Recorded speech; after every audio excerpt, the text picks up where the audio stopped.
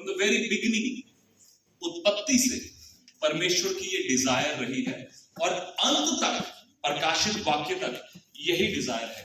मैं इस एक पैसेज के द्वारा आपको इस बात को, इस थॉट को कन्वे करना चाहता हूं कि आप इस डिजायर को समझें कि परमेश्वर आपसे और मुझसे इन अंतिम दिनों में क्या एक्सपेक्ट करता है, क्या चाहते हैं।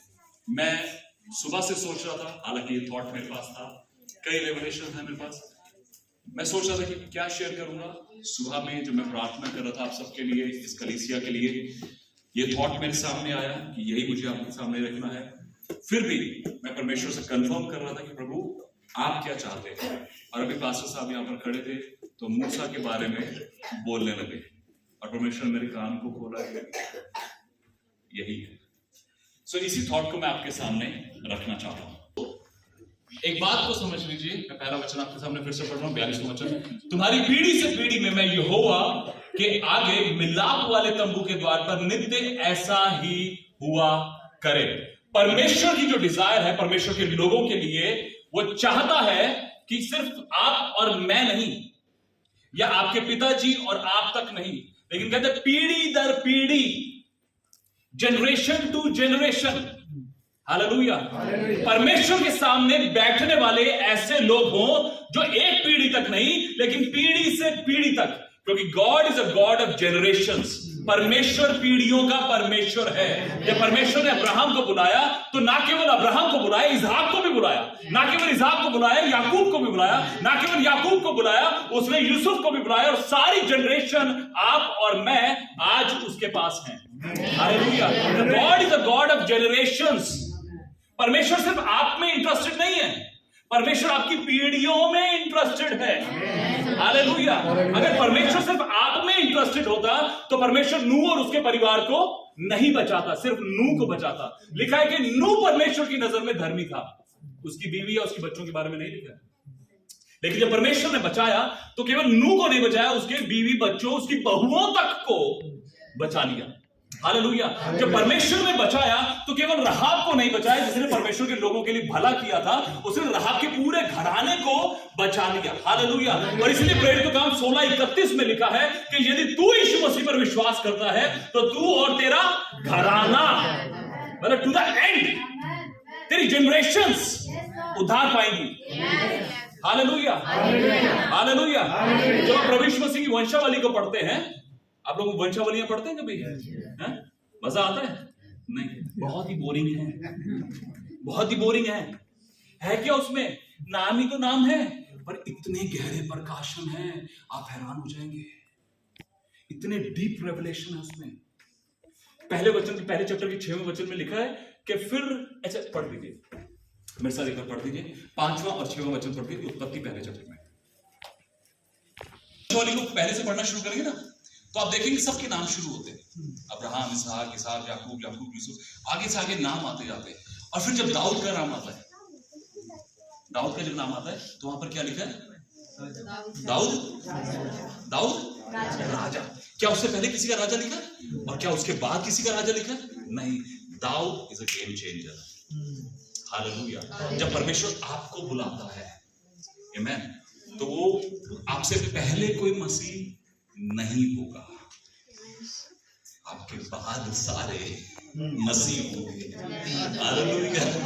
मेरे से पहले मेरे घराने में कोई मसीह नहीं था, अब सब मसीह हो गए, और मेरी आने वाली सारी जनरेशन में जितने होंगे वो सारे यीशु नासरत को मानने वाले होंगे।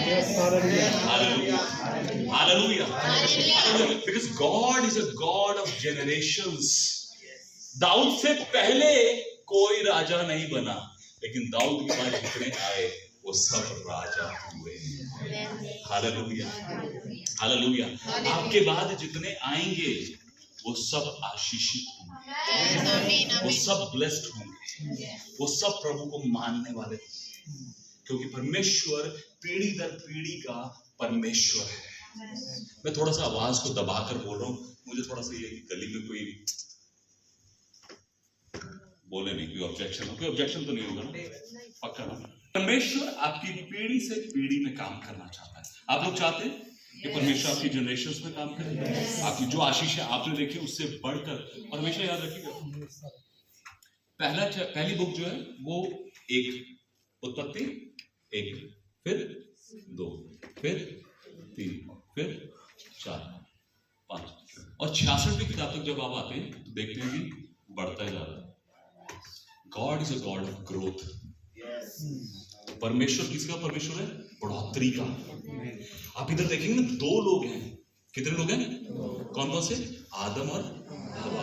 और जब प्रकाशित वाक्य में पढ़ेंगे तो कहता है यूहन्ना करोड़ों लोग हैं। हालेलुया। मे बी आप छोटे से शुरू हो, मे बी कलीसिया छोटे से शुरू हो, आमेन, लेकिन परमेश्वर वो परमेश्वर है जो इसे ग्रोथ में, जो इसे बढ़ाता है, जो इसे उठाता है, आमेन। जब पतरस ने पहला प्रचार करना शुरू किया ना, तो आप प्रेरित काम पहले चैप्टर में जब पढ़ेंगे तो 15 वचन में तो देखते हैं, 15-16 जो आगे पढ़ते हैं, लेकिन वो अकेला खड़ा हुआ तो कितने लोगों के बीच में खड़ा हुआ? 119 एक्चुअली, उसको मिला के 120 थे, 119 लोग। और वो खड़ा हुआ और उसने प्रचार करना शुरू हुआ। तो जब वो खड़ा हुआ तो वो अकेला खड़ा हुआ, लेकिन दूसरे चैप्टर में हम देखते हैं पवित्र आत्मा उतरा। ठीक है, वो पवित्र आत्मा जब उतरा और सब पवित्र आत्मा से भर गए, फिर दूसरे चैप्टर के 17 वचन में लिखा पतरस फिर से खड़ा हुआ। और इस बार जब पतरस खड़ा हुआ तो उसके अंदर 11 लोग और खड़े हुए हैं। हालेलुया। पहली बार वो अकेला, सुनिए पहली बार वो अकेला खड़ा हुआ, लेकिन इस बार उसके साथ 11 लोग खड़े हुए।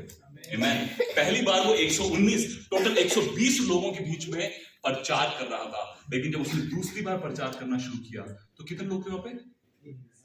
3000 ने तो बपतिस्मा लिया सर, 3000 ने तो। आप पास्टर हैं सर, बस एक बात पूछूं, अगर आपकी चर्च में 100 लोग हैं और आप कहते हैं कि हमने बपतिस्मा देना है, तो क्या सोचते पास्टर साहब, कितने लोग हाथ उठाएंगे बपतिस्मा देना है? 10% पकड़ लेते हैं।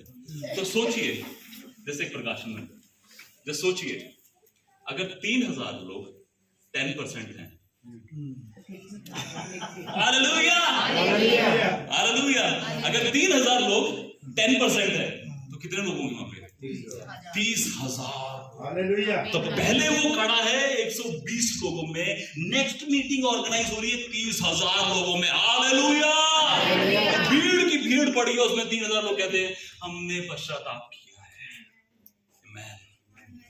परमेश्वर पीढ़ी दर पीढ़ी का परमेश्वर है। परमेश्वर एक को चुन लेता है। जब मैं प्रभु के पास आया उससे पहले मेरा जीवन कुछ और चल रहा था, फिल्म इंडस्ट्री में था, गुंडा था मैं, गालियां देता था। अगर भाई फोटोस यहाँ पे दिखा सकें, अगर कल परसों कल मैं